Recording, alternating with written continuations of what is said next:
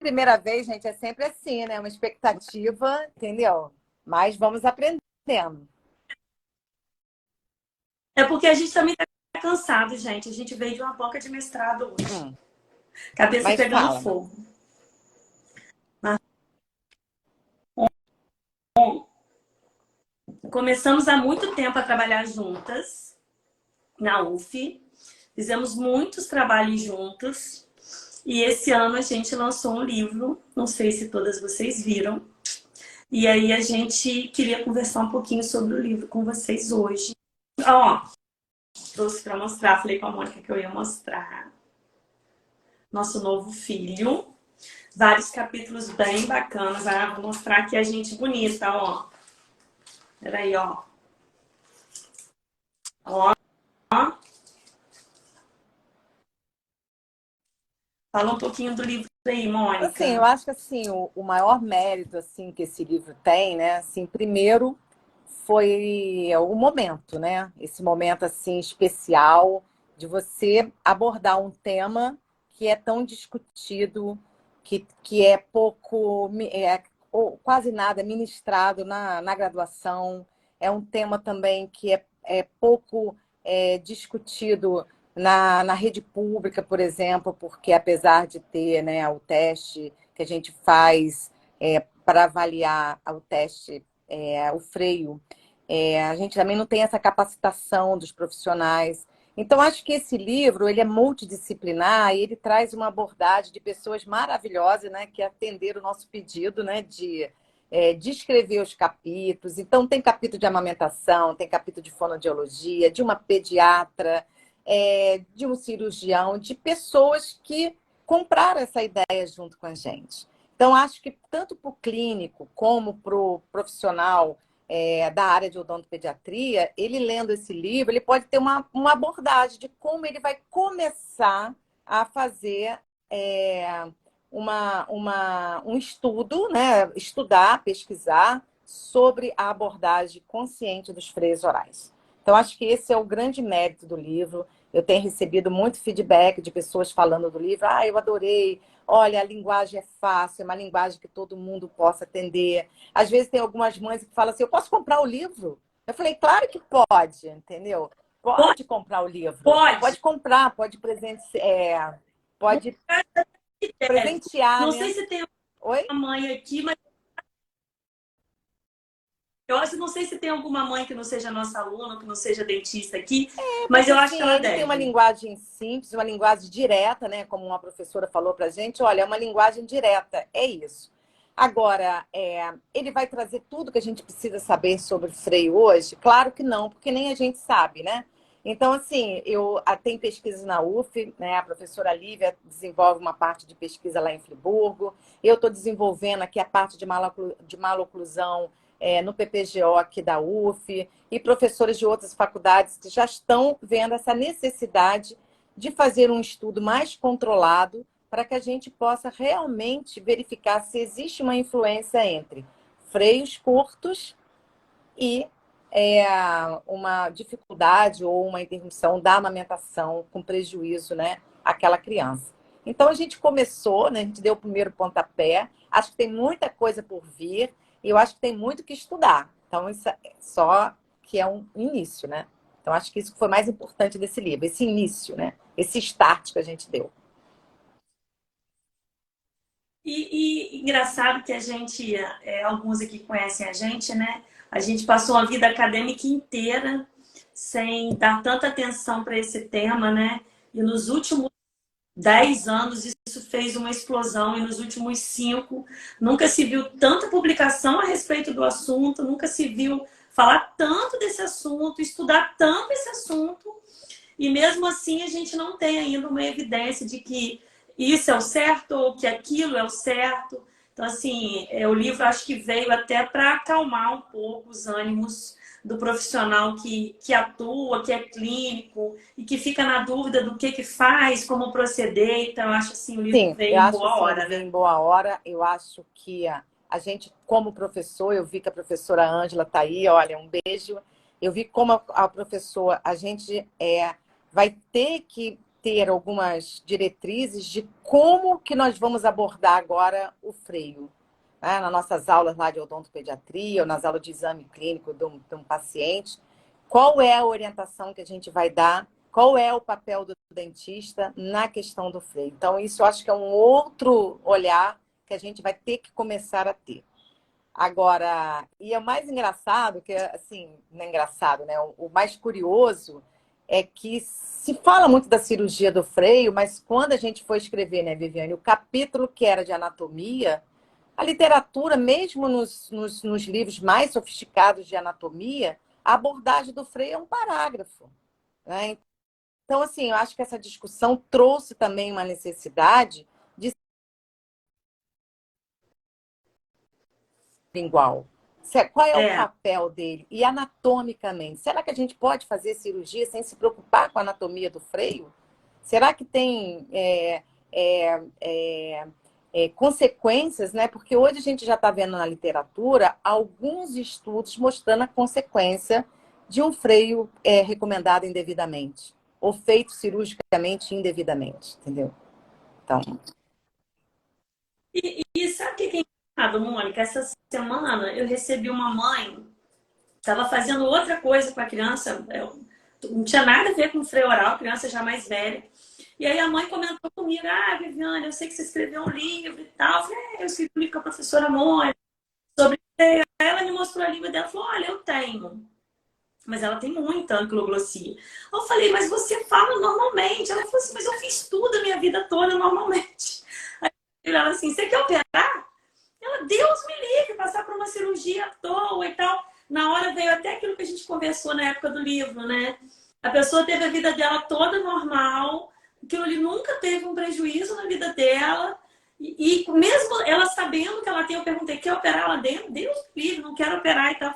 Gente, temos que estudar muito mesmo, porque nem a pessoa na vida adulta, que poderia passar por uma cirurgia de forma tranquila, não tem controle de comportamento, não tem mãe, não é um recém-nascido tão pequeno, a pessoa não quer. e, E a gente e assim, opera e é tão bebê. engraçado com essa questão do freio, porque apareceu um paciente na UF que geneticamente a mãe não tem freio, a família dela não tem e a criança não tem, e foi indicado fazer a cirurgia do freio, porque ele tem problema de fala. Mas o problema de fala talvez seja porque ele não tem o freio, entendeu? E foi indicada a cirurgia do freio. E até o pediatra, quando atendeu essa criança, falou: olha, mas eu não vejo o freio aqui. O que nós temos que operar? Um freio submucoso, que já entra numa outra história, né? Então, assim, eu acho que o livro, Viviane, essa abordagem que a gente fez, né? E a gente sabe disso, é para trazer essa consciência. Porque, assim, evidência científica que fazer cirurgia do freio vai melhorar a amamentação, a gente não tem. Isso não quer dizer que não tenha, mas a gente não tem esse estudo randomizado, controlado, um estudo assim maravilhoso que fala assim, não, realmente tem a ver. E aí entra numa outra coisa, assim, no universo de crianças que tem freio, qual aquela que ia se beneficiar? Ou no universo de crianças que têm dificuldade de amamentação, qual que vai se beneficiar? Precisamos de mais estudos. Senão a gente vai sair fazendo cirurgias ou não fazendo cirurgias, né? Prejudicando a mãe na sua amamentação, a criança na sua amamentação. E, ao mesmo tempo, a gente pode também fazer um sobretratamento, fazer cirurgia demais quando o problema é um outro problema relacionado à mãe. E isso tem no livro, eu acho. E eu nem sei se um trabalho assim, né, Mônica, passaria num comitê de ética.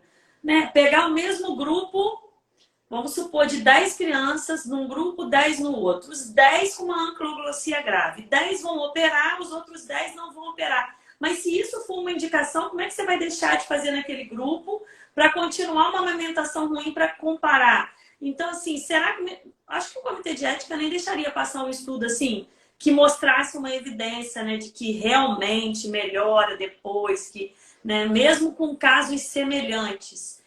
Eu acredito que um comitê de ética não deixaria passar um estudo desse. Então, assim, até pensar num tipo de estudo, teria que bolar, imaginar, porque é difícil passar hoje um estudo assim no comitê de ética. Você ter uma criança, assim, por isso que eu acho que você vai chegar uma hora que a gente vai ter pelo menos assim, nortear para uma coisa, isso não funciona. Exato. E ficar com uma coisa mais restrita do que funciona. Acho que isso vai chegar a isso, entendeu?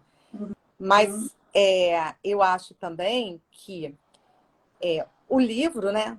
Quando o profissional lê o livro, e ele que foi orientado, ele se sente muito confiante em fazer cirurgias em recém-nascidos, e cirurgias, às vezes, né, de desinserção toda do freio, ele vai ficar com mais cautela. E isso é bom, porque eu acho que quando você tem um tratamento que é recomendado, né, você tem um diagnóstico que é feito, como é o teste do pezinho, que é fazer o teste da anquiloglossia, e tem que ficar bem claro que isso é uma recomendação do Ministério da Saúde, e isso não quer dizer que a criança vai fazer cirurgia, e até o Ministério da Saúde hoje, ele já associou o teste com a avaliação da amamentação, né, da Organização Mundial de Saúde. Então, a gente já deu um passo, né? Nesse ano aí, a gente colocou lá no livro, né? A última portaria aí De 2022, de desse ano. 2022, que saiu no final do ano, já mostrando um olhar diferente. Ou seja, vamos fazer imediatamente? Não, vamos aguardar.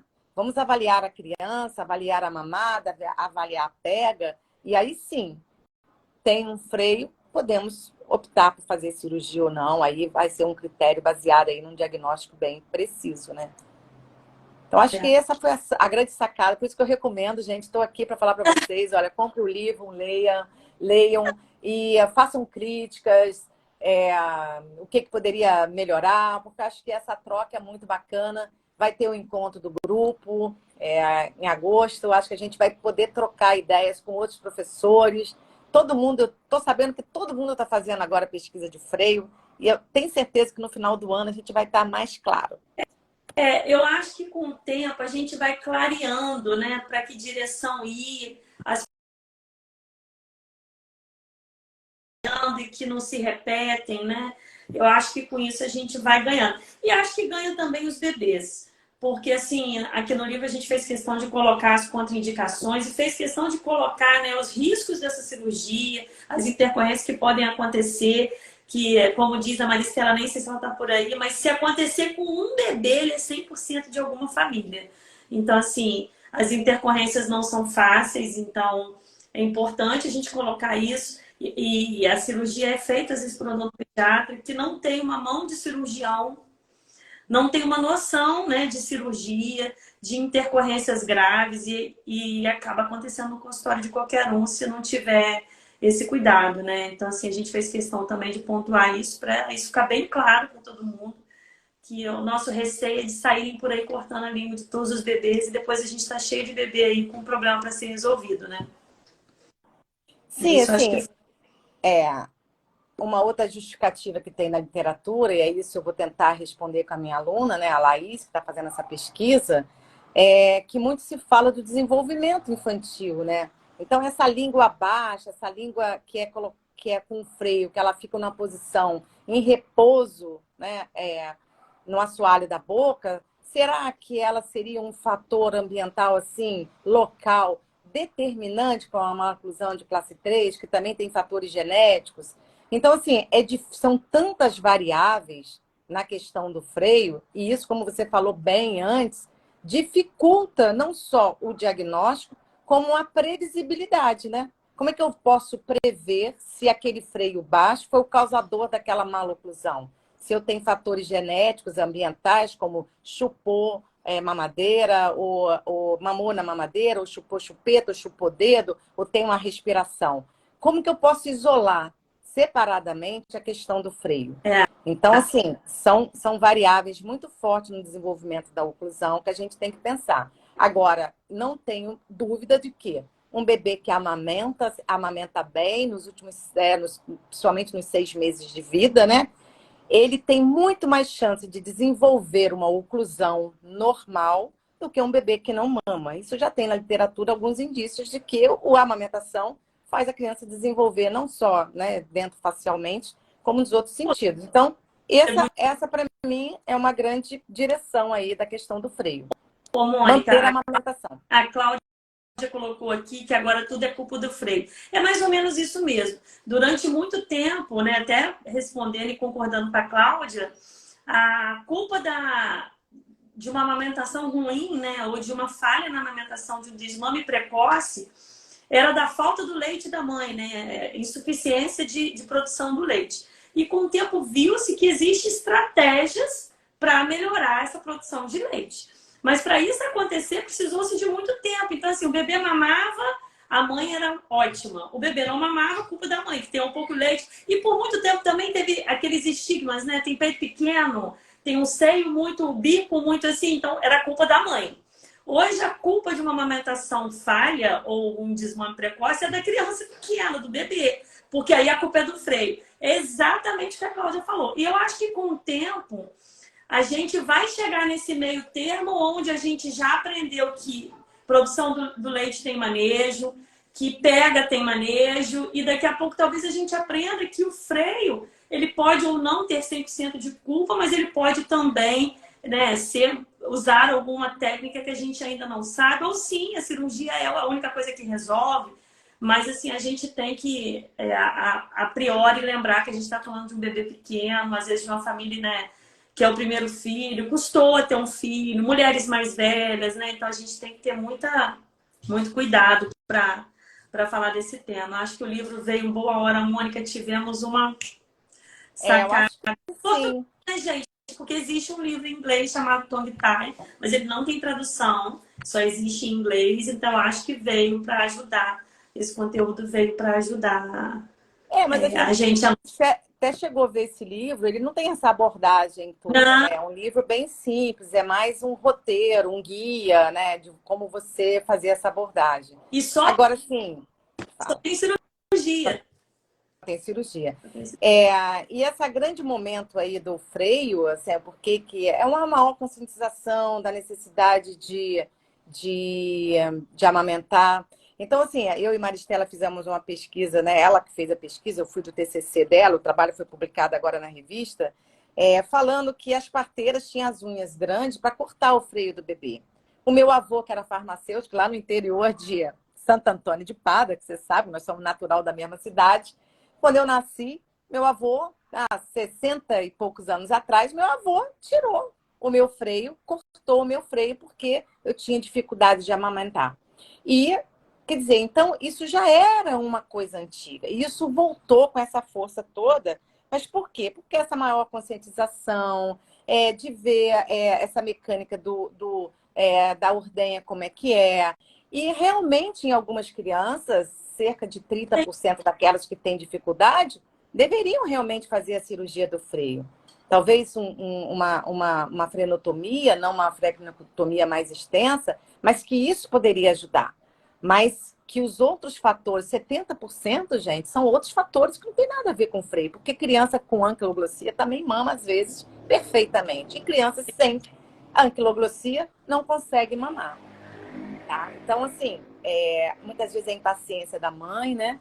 E o que me preocupa, Viviane, não sei se você vê isso no seu consultório, é a ansiedade das mães de resolver o problema do freio. Às vezes você pergunta assim, tá mamando bem? Tá. A criança está engordando? Tá. Mas o que você sente? Eu sinto uma dor no meu mamilo.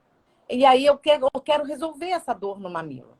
Porque a consultora falou que a dor no mamilo pode ser o freio. Realmente pode aliviar. Mas assim, não sei se você vê isso, né? Com essa frequência, porque as mães ansiosas para amamentar os seus filhos, Até por né? isso que eu falei, se tiver alguma mãe aqui, compre o livro. E até insegura, ela ouve tanta coisa. Gente, hoje em dia com a internet, é uma desinformação. É um Instagram da coleguinha que fala alguma coisa errada, é o Instagram da outra em que a língua é o epicentro do corpo. E se você tiver uma anquiloglossia, você não anda, você não, né? Você não vai sobreviver. Você vai morrer porque você tem a língua presa. É difícil, né? É complicado. Então, assim, a gente está num momento que é importante até para as mães, para elas chegarem mais tranquilas no nosso consultório, né? Sim, tem um caminho grande. Não, Bom, mas, gente, ó, só para deixar claro, eu e Mônica, a gente não fez só freio oral, não foi só esse livro. A gente trabalhou, né, Mônica, em muitas teses, Estamos terminando agora uma aluna de doutorado, Cauana, que fez um trabalho lindo de qualidade de vida em paciente especial. A Jéssica, que terminou a defesa dela hoje, maravilhosa. Então, assim, a gente tem trabalhado bastante. As pessoas, eu tô falando para vocês isso, gente, que hoje eu falei isso, né, Mônica? Se a gente não posta aqui no Instagram, parece que a gente não tá trabalhando. Mas a gente tá trabalhando de noite, gente. É.